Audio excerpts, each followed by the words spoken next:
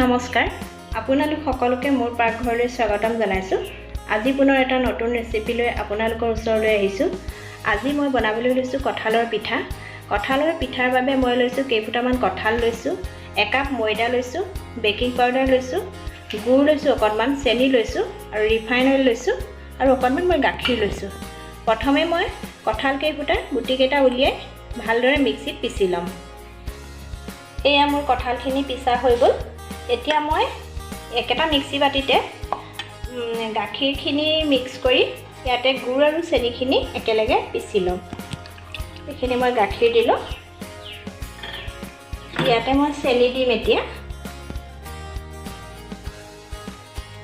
ইয়াতে মই এতিয়া চেনি দিম, বেছি চেনি নিদিওঁ, চেনি 2 চামুচ দিছোঁ। কঁঠালত মিঠা আছে যিহেতু। আৰু গুড় দিছোঁ মই 2 চামুচ। গুড়টো দিলে পিঠাটো অকণমান ৰংটো ভাল হ'ব। এতিয়া এইখিনি মই মিক্স কৰি পিচি ল'ম। এতিয়া মোৰ গাখীৰ, চেনি আৰু গুড় এইখিনি পিছা হৈ গ'ল। এতিয়া এইখিনি মই কঁঠালখিনিতে মিক্স কৰি ল'ম।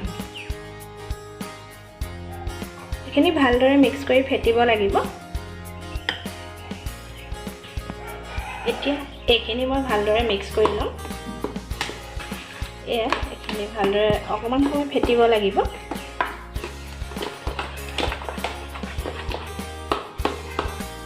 এতিয়া মই ইয়াতে আধা চামুচ বেকিং পাউডাৰ দিছোঁ আৰু ইয়াৰ পাছত মই এতিয়া কেইচামুচমান ময়দা ব্যৱহাৰ কৰিম।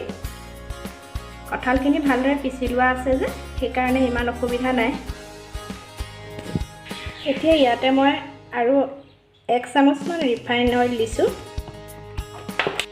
এতিয়া এইখিনি মই ভালদৰে মিক্স কৰি ল'ম। এনেদৰে মিক্স কৰি মই ধুনীয়া এটা মিশ্ৰণ বনাই ল'ম।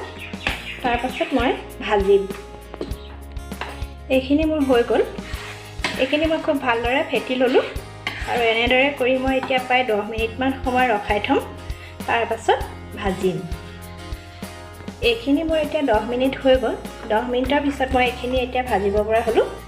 এতিয়া মই এইখিনি ভাজি দিম। এতিয়া মই পিঠাখিনি ভাজিবৰ বাবে গেছটো অন কৰি কেৰাহীখন উঠাই দিলোঁ। ইয়াৰ পাছত মই ইয়াত ৰিফাইন অইল ব্যৱহাৰ কৰি পিঠাখিনি ভাজিম। এয়া মই ইয়াত পিঠা দিব পৰা হ'লোঁ। তেল গৰম হৈ গ'ল। এতিয়া মই এটা এটাকৈ পিঠাখিনি ইয়াত দি যাম। এয়া চাওকচোন, মোৰ তেল গৰম হৈ গ'ল। এতিয়া মই এটা এটাকৈ পিঠাখিনি দিবলৈ আৰম্ভ কৰিছোঁ। এনেদৰে লাহে লাহে এটা এটাকৈ পিঠাখিনি বনালে পিঠাখিনি খুব ভাল হৈ উঠে। এয়া চাওক, পিঠাটো ফুলিবলৈ আৰম্ভ কৰিলে। এতিয়া মই পিঠাটো লুটিয়াই দিম। এনেদৰে গেছটো চিমত দি থোৱাৰ কাৰণে ভিতৰখন ভালদৰে সিজি যাব। এতিয়া আৰু অলপ সময়ৰ পিছত পিঠাটো হ'ব। এয়া পিঠাটো মই কাঢ়িব পৰা হৈ গ'লোঁ। এয়া ধুনীয়াকৈ ফুলি উঠিলে আৰু ভিতৰখনো সিজিলে। এতিয়া এনেদৰে মই গোটেইখিনি পিঠা বনাই পেলাম। এয়া চাওক, মই আকৌ পুনৰ এটা দিবলৈ লৈছোঁ। দিয়াৰ লগে লগে পিঠাখিনি ধুনীয়াকৈ ফুলি আহিব। এয়া এনেদৰে আকৌ লুটিয়াই দিম। এয়া দেখিছেনে, ধুনীয়াকৈ ফুলি আহিছে। এনেদৰে ঘৰতে বনাই আমি খাব পাৰোঁ কঁঠালৰ ছিজনত। এনেদৰে মই গেছটো চিমত দি অলপ সময় সিজিবলৈ দিম। এয়া পিঠাটো ধুনীয়াকৈ ফুলি উঠিছে। তাৰ পাছত আকৌ ওলোটাই দিম। এয়া এক চাইড ৰঙা হৈছে, কম জুইত সিজিবলৈ দিছোঁ। এনেদৰে মই গোটেইখিনি পিঠা বনাই ল'ম এটা এটাকৈ। এনেদৰে মোৰ গোটেইখিনি পিঠা হৈ গ'ল। এতিয়া এইটো শেষৰটো পিঠা। এইটো দিলে মোৰ পিঠাখিনি বনাই হৈ যাব। এতিয়া এনেদৰে মোৰ গোটেইখিনি পিঠা হোৱাৰ পাছত আপোনালোকক দেখুৱাম। এয়া চাওক, মোৰ কঁঠালৰ পিঠা হৈ গ'ল। এনেদৰে আপোনালোকেও ঘৰতে বনাই খাই চাব পাৰে। এতিয়া যিহেতু কঁঠালৰ ছিজন, গতিকে কঁঠাল পাবলৈ খুব সহজলভ্য। গতিকে এনেদৰে বনাই আপোনালোকেও খাব পাৰে।